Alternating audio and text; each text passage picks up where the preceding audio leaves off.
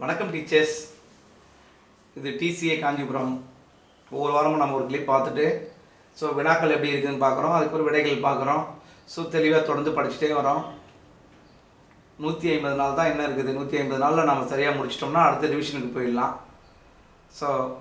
பகுதி 6 பார்த்துட்டோம். பகுதி 6 வினாக்களுக்கு விடைகளை பார்த்தோம். அடுத்து உளவியல் மற்றும் கல்வியல் சம்பந்தமான வினா விடைகள் பகுதியில் QAE பேட்டர்னில் பகுதி 7 பற்றியே வினாக்களை பார்த்துட்டு விடைகளை நம்ம பார்ப்போம். அடுத்த விளக்கங்களும் நம்ம தெளிவாக தெரிஞ்சுக்குவோம். நீங்கள் ரொம்ப பயப்பட வேண்டியதே இல்லை. எஜுகேஷன் மெத்தடாலஜி, அடுத்ததாக இருக்கிற சைக்காலஜி, ஜிகே சம்மந்தமான விஷயங்களில் 1000 மடங்கு ஷூரிட்டி தர முடியும். நீங்கள் மினிமம் 40 வினாக்கள் எழுதுறீங்க அப்படின்னா அதில் 30ஆவது நீங்கள் சரியாக, அட்லீஸ்ட் 25-30 வினாக்களாவது நீங்கள் சரியாக போடுவீங்க. சரியாக நீங்கள் கையில் வச்சுட்டு படிப்பீங்க. அதுக்கேற்ற மாதிரி நீங்கள் ஜெயிப்பீங்கன்ற மாதிரி நினச்சி நீங்கள் படிங்க. கண்டிப்பாக உங்களுக்கு 100% ஒர்க் பண்ணுறதுக்கு, உங்களுக்கு ஹெல்ப் பண்ணுறதுக்கு டிசிஆர் வல்லுநர் குழு 3 லெவலில் ஒர்க் பண்ணிகிட்ருக்காங்க. சரியான முறையில் பயன்படுத்தி இந்த லாஸ்ட் சான்ஸில் நம்ம பெஸ்ட்டாக போய் பணியில் சேரணும் அப்படின்னு நம்ம விரும்பி தொடர்ந்து படிப்போம். பார்க்குறவங்க பார்க்கட்டும். ஜெயிக்கிறவங்க நீங்கள் லாங் சைஸ் நோட்டு போட்டு குறிப்புகள் எடுத்து வாரத்தின் கடைசி நாளில் மீண்டும் ஒரு ரிவிஷன் பண்ணுங்கள். அதுக்கு அடுத்து தான் நீங்கள் சம்மந்தமான இது நீங்கள் படிச்சுட்டு இருக்க ஒவ்வொரு விஷயங்கள் சம்மந்தமானவே வினாக்கள் எப்படி அமைய போகுது அப்படின்ட்டு கூட மீண்டும் ஒரு 200 வினாக்களை ரெடி பண்ணி நான் உங்களுக்கு தரேன். அதையும் நீங்கள் பயன்படுத்திக்கிங்க. பகுதி 7 இருக்க வினாக்களை பார்த்து நம்ம விடைகளை பார்ப்போம். முதல் கேள்வி, பின் வருபவர்களில் மனிதநேய உளவியலுக்கு முக்கியத்துவம் தந்த உளவியல் அறிஞர் அப்படின்னு கொடுத்துருக்காங்க. Option A Carl Roger, B Jean பியாஜே, C Jerome Bruner, D Guilford அப்படின்னு கொடுத்துருக்காங்க. மனிதநேய உளவியல் அப்படின்னாவே நம்ம எடுத்து பாயிண்ட் நம்பர் 1 இதில் விடையாக பார்க்கணும் அப்படின்னா விடை கார்ல் ரோஜர். கார்ல் ரோஜர் மனிதநேய உளவியல் மறைமுக அறிவுரை பகல்னு சொல்லுவாங்க. இன்டைரக்ட் கவுன்சிலிங் மெத்தட் இதனுடைய தந்தைன்னு சொல்லுவாங்க. இவர் தான் மனிதநேய உளவியலுக்கு அதிக முக்கியத்துவம் கொடுத்தாரு. இவர் கொடுக்குற அறிவுரை பகல் முறை எப்படி இருக்கும் அப்படின்னா, எவ்வளோ சொல்லணுமோ அவ்வளோ விளக்கம் சொல்லியாச்சு. அதுக்கப்புறம் கிளைண்டே ஒரு முடிவு எடுத்துக்கணும். போன முறைக்கு முன்ன டெட்டில் கூட அறிவுரை பகர்பவர் முறையில் அறிவுரை பெறுபவர் மைய அறிவுரையை வழங்கியவர் யாருன்னு கேட்டிருந்தாங்க. கார்ல் ரோஜர் அப்படின்றவரை பற்றி நம்ம நிறைய கிளிப் இருக்குது, நிறைய விஷயங்கள் இருக்குது. நம்ம ஒவ்வொரு கிளிப்பாக பார்த்துக்கலாம். இருந்தாலும் அவரை பற்றி ஒரு சில விஷயங்கள் தெரிஞ்சு வச்சுக்கோ. முன்னாடியா கார்ல் ரான்சம் ரோஜர் அப்படின்றவர் 1902 1987 வரைக்கும் வந்திருக்காரு. இவர் கூட 85 வருடங்கள் வாழ்ந்தவர். அமெரிக்க நாட்டை சேர்ந்த மிகச்சிறந்த உளவியலாளர். இவர் இப்போ நம்மளே எடுத்துக்கலாம். நம்ம டிஆர்பியில் படித்து கண்டிப்பாக வேலைக்கு போகணும் அப்படின்னு நம்ம ஒரு முடிவு எடுக்கிறோம் அப்படின்ற மாதிரி இருக்குது. இப்படி மாதிரி நீங்கள் டிஆர்பிலேருந்து என்ன தகவல் வரும்னு பார்க்காதீங்க. நீங்கள் ஜெயிக்கிறதுக்கு மட்டும் உங்களுடைய நேமை ரிஜிஸ்டர் பண்ணுறதுக்கு மட்டும் ஒரு முடிவு பண்ணி படிங்க நம்ம சொல்கிறோம். சொல்கிறது கார்ல் ரோஜர் சொல்கிறாரு அப்படின்னா அதுக்கப்புறம் நீங்கள் அதை எடுத்துக்கிறதும் அதை எடுத்துக்காமல் அதை ஃபாலோ பண்ணாமல் விட்டுறதும் உங்கள் கையில் தான் இருக்குது. அதுதான் இவர் சொல்கிற மெத்தடு நீங்கள் நினச்சிக்கலாம். சொல்லிட்டாரு, அதில் நல்லது கெட்டது எல்லாத்தையும் சொல்லியாச்சு. இந்த லாஸ்ட் சான்ஸு அதை நான் பயன்படுத்திக்க அப்படின்னு கார்ல் ரோஜர் சொல்கிறதா நீங்கள் நினச்சிக்கோங்க. அதனால் அவர் எழுதி முக்கியமான புத்தகங்கள் வரும். கவுன்சிலிங் அண்டு சைக்கோ தெரப்பின்னு ஒரு புத்தகம் இருக்குது. ஒரு Carl Rogers and becoming a person அப்படின்ற 2 புத்தகம் ரொம்ப முக்கியமான புத்தகம். 3வது Carl Rogers and personal power அப்படின்ற 3 புத்தகம் இருக்குது. இந்த 3 புத்தகமும் ஏதாவது ஒரு வினாக்கள் வர்றதுக்கு, இல்லை இந்த புத்தகங்கள் ஏதாவது இதுலேருந்து நீங்கள் இந்த புத்தகத்துலேருந்து எடுக்கிறாங்க தேரி கொஷின் எடுப்பாங்க அப்படின்னா இந்த 3 புத்தகம் நீங்கள் படிக்க வேண்டியதே இல்லை. இந்த 3 புத்தகங்களில் ஃப்ரண்ட் பேஜ்லேயே சம்மந்தமான விஷயங்கள் இருக்கும். அதுவே கூட வினாக்களாக கேட்க வாய்ப்பு இருக்குது. அது சம்மந்தமானதெல்லாம் எடுத்து கொடுக்குறோம். நீங்கள் அதை பயன்படுத்திக்கிங்க. அடுத்ததாக கார்ல் ரோஜரோட மிகச்சிறந்த புத்தகங்கள் கவுன்சிலிங் அண்ட் தெரப்பி என்ற புத்தகத்தை எழுதி யாருன்னு கேட்டால் நீங்கள் கார்ல் ரோஜர்னு தெரிஞ்சு வச்சுக்கலாம். அடுத்தது 2வது கொஷினு, பின் வருவனவற்றுள் எது கற்றல் பாதையில் ஏற்படும் தேக்க நிலைக்கு தொடர்பு இல்லாதது? இயல் தாண்டைக்கடைய கற்றல் கோட்பாடு, கற்றல் கரு, அதாவது கற்றல் வளைகோடு அப்படின்னு சொல்லுவாங்க. இந்த கற்றல் வளைகோடுலேருந்து வினாக்கள் வந்திருக்குது. ஆப்ஷன் ஏ ஆர்வம் முனைப்பு குறைதல், பி பயிற்சினால் ஏற்படும் களைப்பு, சி உடனடி பின்னோட்டம் இல்லாதது, டி அதிக ஊக்கம் அப்படின்னு கொடுத்துருக்காங்க. ஸோ இந்த கற்றல் பாதையில் இதுக்கான விடை தொடர்பே இல்லாததுன்னு கேட்டிருக்காங்க. தொடர்பு உள்ளது இருக்குது, தொடர்பு இல்லாதது அப்படின்னா அதிக ஊக்கம். ஸோ மோட்டிவேஷன், அதிகமான மோட்டிவேஷன் மட்டும் இதில் இல்லை அப்படின்றாங்க. இந்த கற்றல் பாதையில் பார்த்தீங்கன்னா 0லேருந்து 7 வரைக்கும் இனிஷியல் ஸ்டேஜ்னு சொல்லுவாங்க, ஆரம்ப சுணக்கம் அப்படின்னு சொல்லுவாங்க. அடுத்தது 2வது வந்து ஏலேருந்து பி வரைக்கும், ஸோ பலன் அதிகரித்தல். அடுத்து 3வது பியிலேருந்து சி வரைக்கும் தேக்க நிலை. 4வது சீரான முன்னேற்றம். 5வது உச்சநிலை. 6வது தளர்வு அப்படின்னு அப்படி லைனாக வரும். ஸோ அந்த கற்றல் கோட்பாடுகளுடைய அந்த கற்றல் கோட்பாடு பற்றிய கோட்பாடுகளை நம்ம அடுத்ததாக பார்ப்போம். அடுத்தது 3வது கேள்வி, கீழ்கண்டவற்றுள் எந்த ஒன்று கற்றல் பகுதி இல்லாதது அப்படின்னு கேட்டிருக்காங்க. கீழ்கண்ட லேர்னிங் பகுதியில் இல்லாததுன்னு கேட்டிருக்காங்க. இந்த மாதிரியே அறிவு பகுதி, பி உலகியக்க பகுதி, சி உடலியல் பகுதி, டி உணர்ச்சி பகுதி. இது வந்து நெகட்டிவ் கொஷின் தான். இப்போ 3 பார்த்துருக்கோம், 3மே நெகட்டிவ் கொஷின் தான். இந்த மாதிரி நீங்கள் பயிற்சி எடுத்துக்கிட்டால் ஈஸியாக இருக்கும். ஸோ இதுக்கான விடை உடலியல் பகுதி. கற்றல் பகுதியில் நம்ம சொல்லிக் கொடுக்கும்போது இந்த உடலியல் பகுதியில் வந்து இந்த ஒரு இது வந்து தேவைப்படாது, அதனால் இது வந்து இல்லாததுன்னு நீங்கள் தெரிஞ்சுக்கலாம். அடுத்தது 4வதா, ஜான் டூயி மற்றும் கில்பேட்ரிக் ஆகியோரால் உருவாக்கப்பட்ட கற்பித்தல் மாதிரி.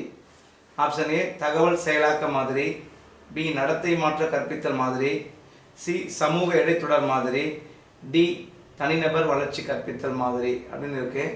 ஸோ ஜான் டூயி மற்றும் கில்பேட்ரிக் 2 பேரும் சேர்ந்து உருவாக்கிய கற்பித்தல் மாதிரி அப்படி எதுன்னு பார்த்தீங்கன்னா சமூக இடைத்தொடர் மாதிரி அப்படின்னு சொல்லுவாங்க. ஸோ ஜான் டூயி கில்பேட்ரிக் 2 பேருமே சேர்ந்து சமூக இடைத்தொடர் மாதிரி வழங்கியிருக்க மாதிரியே கிட்டத்தட்ட ஒரு 13 கற்பித்தல் மாதிரிகள் இருக்குது. பேசிக் மாதிரினா கிளேசர், அடுத்தது வந்து இன்டகிரேட்டு பயிற்சி மாதிரி அப்படின்னா ஸ்கின்னர், நம்ம கணிப்பொறி கற்பித்தல் மாதிரி அப்படின்னா ப்ரூஜாய் டோய்லெட் அப்படின்ற மாதிரி நிறைய பேர் வருவாங்க. இந்த 15 பேர் பற்றி ஒரு சார்ட் அவுட் போட்டு அப்புறமா பார்க்கலாம். ஸோ அடுத்தது கில்பேட்ரிக் மற்றும் ஜான் டூயி 2 பேரும், இவங்க 2 பேருமே சேர்ந்து ஒன்றா ஒர்க் பண்ணியிருக்காங்க. இவங்க இவருடைய காலம் ஜான் பெட்ரிக் டூயோட காலம் வந்து 59லேருந்து 1952 வரைக்கும் 92 வருஷம் இருந்திருக்காரு. இவர் அமெரிக்க நாட்டை சேர்ந்தவர். ஜான் டூயி வந்து பயனளவு கொள்கை பிராக்மாட்டிசம் பற்றி சொல்லியிருக்காரு, தத்துவவாதி மற்றும் உளவியல் அறிஞர். இவர் வந்து பயனளவு கொள்கையை வந்து சொன்னார் இல்லையா. இவருடைய புத்தகம் டெமோக்ரஸி அண்ட் எஜுகேஷன் பற்றி 3 வருடங்களுக்கு முன்பு வந்த பிஜிடிஆர்பியில் இந்த புத்தகத்தை எழுதியவர் யான்னு கேட்டிருந்தாங்க. இதுதான் டெமோக்ரஸி அண்ட் எஜுகேஷன்ன்ற புத்தகத்தை எழுதியவர் ஜான் டூயின்ட்டு. ஸோ இவர் வந்து மொத்தம் 13 புத்தகங்கள் இருக்குது. 13 புத்தகங்களில் ஒரு புத்தகம் தான் கேட்டிருக்காங்க. ஸோ அடிஷனலாக என்ன ஒரு 2 புக்கு இருக்குது, பார்த்துக்குங்க. மற்ற புத்தகங்களை நான் உங்களுக்கு குறிப்பாக கொடுக்குறேன். எக்ஸ்பீரியன்ஸ் அண்ட் எஜுகேஷன் ஒரு புத்தகம் இருக்குது. John Dewey how we think, இந்த 2 புத்தகங்கள் பாருங்கள். மீதி புத்தகங்களை நான் அடுத்த கிளிப்பில் இல்லை அல்லது உங்களுக்கு குறிப்புகளாக கொடுக்கும்போது நீங்கள் பயன்படுத்திக்கோங்க. அப்புறம் வில்லியம் கில்பேட்ரிக், ஹேர்ட் கில்பேட்ரிக் இருக்காங்க இல்லையா, அவர் வந்து காலம் 1871 1965 வரைக்கும் 94 வருடங்கள். நாடு வந்து அமெரிக்கா. இவர் வந்து மிகச்சிறந்த ஒரு கல்வியாளர் மற்றும் தத்துவவாதி. இவர் எழுதிய புத்தகம் கில்பேட்ரிக் எழுதிய புத்தகம். கில்பேட்ரிக் பற்றி கம்பல்சரி வந்துகிட்டே தான் இருக்கும், ஏன்னா இப்போ எம்எட் லெவலில் பற்றி அவர் சிலபஸில் இருக்கார். அதனால் கில்பேட்ரிக் சம்மந்தமான புத்தகங்கள் education and the social crisis அப்படின்ற புத்தகம், சைக்காலஜி ஆஃப் எஜுகேஷன்ற புத்தகம் இருக்குது, தி மாண்டிசோரி சிஸ்டம் எக்ஸாமினேட் அப்படின்ற புத்தகமும் எழுதியிருக்காரு. இந்த 3 புத்தகங்களும் வில்லியம் கில்பேட்ரிக் எழுதிய புத்தகங்கள். இவர் எழுதின மொத்தம் 12 புத்தகங்கள் இருக்குது. இருந்தாலும் ஸோ இது முக்கியமான புத்தகங்களாக நினைக்கிறேன், அதனால் நீங்கள் தெரிஞ்சு வச்சுக்கோங்க. ஸோ அடுத்தது பின்வருவனவற்றுள் செயல் திட்ட முறைக்கு ஒவ்வாத பண்பு எது? ப்ராஜெக்ட் மெத்தட் ஒன்று கொடுப்போம் பசங்களுக்கு ஸ்கூலில். இந்த ப்ராஜெக்ட் மெத்தடில் எது வந்து கரெக்டாக இந்த செட் ஆகாது அப்படின்னு கேட்குறாங்க. நெகட்டிவ் கொஷின் தான் இதுவும். ஆப்ஷன் ஏ செயல்பாட்டின் அடிப்படையில் அமைவது, பி உண்மை நிலையை உணர்வது, சி சுதந்திரமாக கற்றல் முறை, டி குறைஞ்சபட்ச கற்றல் நிலைகள் அப்படின்னு இருக்காங்க. இப்படி இந்த ஒரு கொஷின் நீங்கள் அணுகும்போது என்ன பார்க்கணும் அப்படின்னா, எதெல்லாம் செயல் திட்ட முறைக்கு உதவும் அப்படின்னு நீங்கள் திங்க் பண்ணணும். ஃபஸ்ட்டு நீங்கள் ஒரு ப்ராஜெக்ட் கொடுக்குறீங்கன்னா, ப்ராஜெக்ட் இதுதான் மழைநீர் சேகரிப்பு பற்றி ஒரு பையனுக்கு ஒரு ப்ராஜெக்டாக கொடுக்குறீங்கன்னா, அந்த மழைநீர் சேகரிப்பு சம்மந்தமான மட்டும்தான் அந்த செயல்பாட்டில் இருக்கணும்னு சொல்லுவீங்க. அதே மாதிரி உண்மையை மட்டும் சொல்லணும். அந்த ப்ராஜெக்டில் மழைநீர் சேகரிப்பின் நன்மைகள் என்ன, தேவைகள் என்ன, அது என்னன்றது உண்மையாக சொல்லணும். அதே மாதிரி சுதந்திரமாக அவனே செஞ்சுட்டு வரணும். இது மூணுமே அவன் பண்ணுவாங்க. இதில் வந்து குறைச்சி ஏதோ சும்மா 2 லைன் இல்லை கொஞ்சமாக சொன்னால் அதை நீங்கள் அக்செப்ட் பண்ண மாட்டீங்க இல்லையா? அதனால் இந்த விடை வந்து பார்த்தீங்கன்னா டி, குறைந்தபட்ச கற்றல். எனக்கு ஒன்றும் தெரியல, சும்மா கொஞ்சம் தான் பார்த்துட்டு வந்தேன், இல்லை கொஞ்சம் தான் எழுதிட்டு வந்தேன்னா நீங்கள் அக்செப்ட் பண்ண மாட்டீங்க. ப்ராஜெக்ட்னாவே கம்பல்சரி கிளியராக முடிச்சு கொடுக்கணும் அப்படின்னு நினைப்போம். ஆனால் குறைஞ்சபட்ச கற்றல் நிலைகள் தேவைப்படாது, இது ஸ்லோ லேர்னர்ஸுக்கு தான் செட் ஆகும் அப்படின்னு நீங்கள் தெரிஞ்சுக்கலாம். அடுத்தது ஆக்க சிந்தனையோடு தொடர்புடையது எதுன்னு கேட்டிருக்காங்க. ஸோ ஆக்க சிந்தனை அப்படின்னா ஆப்ஷன் ஏ முடிவுக்கு வருதல், பி பொதுமைப்படுத்துதல், சி முழுமை, டி பகுப்பாய்வு. ஆக்க சிந்தனை கோட்பாடு அப்படின்னாவே ஆக்க சிந்தனையின் படிநிலை வளர்ச்சிகளை சொன்னவர் யாருன்னு கேட்டாங்கன்னா கிரகாம்பாலி சொல்லியிருப்பார். ஸோ அந்த ஆக்க சிந்தனையின் முக்கியமான படிநிலைகள் 4 அப்படின்னு நம்ம தெரியும். ஆயத்தப்படுத்துதல், இன்குபேஷன், 2வது 3வது ப்ரிப்பரேஷன், இன்குபேஷன், அது இலுமினேஷன், அதை உள்ளொளி தோன்றல் அப்படின்னு சொல்லுவாங்க. 4வதா வெரிஃபிகேஷன், சரிபார்த்தல் அப்படின்னு 4மே வரும் இல்லையா? அதில் இருந்து இது வந்து தொடர்பு உடையது எது அப்படின்னு கேட்குறாங்க. அதை கம்பல்சரி நம்ம என்ன பண்ணோம், பகுப்பாய்வு செய்தல். முக்கியமானது என்னன்னா பகுப்பாய்வு செய்வோம் நம்ம. ஸோ ஒரு விஷயம் வந்து சரியில்லையா, இது சரியானதாக இருந்தால் அக்செப்ட் பண்ணுவோம், இல்லைன்னா இது பண்ண மாட்டோம். இது வேறு அது வேறு, நம்ம பகுப்பாய்வு செய்கிறது தான் இதில் முக்கியமான இடம்பெறுது அப்படின்றாங்க. அடுத்தது 7, சுற்றுப்புற சூழ்நிலைக்கு தகுந்தவாறு தன்னுடைய நடத்தைகளை பொருத்தப்பாடுடையாக மாற்றிக்கொள்ளும் திறன் என்பது என்ன அப்படின்னா, கண்டிப்பாக நம்ம எடுத்தோடனே தெரிஞ்சுக்கலாம். இது கூட உங்களுக்கு தெரியும். ஆப்ஷன் ஏ வந்து பைத்தியக்காரத்தனம், பி வந்து நுண்ணறிவு இன்டெலிஜென்ட், சி வந்து காரணம் அறிதல் ரீசனிங், 4 வந்து புதியவை உருவாக்குதல் அப்படின்னு 4 இருக்குது. ஸோ இதில் வந்து நாம் தெரிஞ்சுக்கிற தன்னுடைய நடத்தைகளை பொருத்தப்பாடுதை மாற்றிக்கொள்ளும் திறன் என்பது என்ன அப்படின்னா அதுதான் வந்து இன்டெலிஜென்ட், நுண்ணறிவு. இது வந்து விடை வந்து நுண்ணறிவு. இது வந்து ஸ்டொடார்ட் சொல்லியிருப்பார் இந்த மாதிரி மாற்றிக்கொள்ளும் திறன் என்பது. அப்புறம் பெஸ்லர் சொல்லியிருக்காரு, ஆல்பர்ட் பீனே சொல்லியிருக்காரு. ஸோ கிட்டத்தட்ட ஒரு 7-8 பேர் சொல்லியிருக்காங்க. கில்போர்ட் சொல்லியிருக்காரு. ஸோ அடுத்தது இது யூனிக் ஆஃப் பேட்டர்னா கில்போர்ட் சொல்லியிருப்பாரு. ஸோ இதில் அடுத்து நம்ம வர கிளிப்பில் நம்ம பார்ப்போம். அடுத்தது 8வது ஆக்கத்திறன் முடிவுகளை எடுப்பதற்கான சோதனை என்னன்னு கேட்குறாங்க. ஸோ கிரியேட்டிவிட்டி திங்கிங்கே வந்து சோதனைகள் என்னன்னு கேட்டிருக்காங்க. ஆப்ஷன் ஏ கில்போர்ட் சோதனை, பி கே வாட்சன் சோதனை, சி மின்னசோட்டா சோதனை, டி வந்து வகைப்பாட்டு சோதனை அப்படின்னு இருக்கு. இதை நீங்கள் இங்கிலீஷ்லேயும் பார்த்துக்கலாம். இங்கிலீஷில் வேணுன்னா இங்கிலீஷ் வெர்ஷனில் கொடுக்குறேன், அதை கூட நீங்கள் பார்த்துக்கலாம். இதுக்கான விடை வந்து பார்த்திங்கன்னா சி மின்னசோட்டா சோதனை. ஆக்கத்திறன் முடிவுகள் எடுப்ப மின்னசோட்டா சோதனை யார் பண்ணாங்கன்னு கேட்டாங்கன்னா டாரன்ஸ் வந்து ஆக்கத்திறன் சோதனைகளை பற்றி அதிகமாக பண்ணியிருப்பார். அது கூட அவர் கூட சேர்ந்து ஒர்க் பண்ணவர் வந்து கில்போர்ட். ஆனால் அவர் வந்து ஆக்கத்திறன் கிரியேட்டிவிட்டி சிந்தனைகளை எடுப்பதற்கான முக்கியமான சோதனை என்னென்னா மின்னசோட்டா சோதனை அப்படின்றது நீங்கள் தெரிஞ்சு வச்சுக்கலாம். ஸோ அடுத்தது 9வது நுண்ணறிவு பற்றிய தொகுதி சோதனைகளில் இடம்பெறாதது. ஸோ இன்டெலிஜென்ட் பற்றிய தொகுதி சோதனைகளில் இடம்பெறாதது என்னென்னா ஆப்ஷன் ஏ சொற்களஞ்சிய சோதனை, பி கற்பித்தல், சி படங்களை வரிசைப்படுத்துதல், டி இடத்தொடர்பு. இப்போ இது பார்த்தீங்கன்னா இந்த இந்த கிளிப்லாவே பார்த்தீங்கன்னா மேக்ஸிமம் நிறைய நெகட்டிவ் கொஸ்டின் தான் வரும். நல்லா பார்த்தீங்கன்னா நல்லா பாருங்கள், நெகட்டிவ் கொஸ்டின் எப்படி அணுகிறது அப்படின்றது ஒரு டெக்னிக் தான். சரியாக அணுகுனா ஈஸியாக மார்க் அதிகமாக கிடைச்சிடும். ஸோ நுண்ணறிவு பற்றிய தொகுதி சோதனைகள் இடம் பெறாதது, இதுவும் நெகட்டிவ் கொஸ்டின் தான். அப்போ நெகட்டிவ் கொஸ்டின் வந்தாவே என்ன பண்ணணும், ஃபஸ்ட்டு நம்ம நெகட்டிவ் எடுக்காமல் பாசிட்டிவ் மட்டுமே பார்க்கணும். பாயிண்ட் நம்பர் 1, தொகுதி சோதனை எதெல்லாம் இடம் பெறும் அப்படின்னா, ஸோ நுண்ணறிவு பற்றிய ஒரு டெஸ்ட் பேட்டரி இருக்குன்னா அது என்னென்ன இருக்குன்னா சொற்களஞ்சிய சோதனை, வெர்பல் டெஸ்ட் இருக்கும் கம்பல்சரி, ரைட்டு. அடுத்தது படங்களை வரிசைப்படுத்துன்னு சொன்னால் பசங்க படுத்துகிறாங்களான்னு பார்க்கலாம்.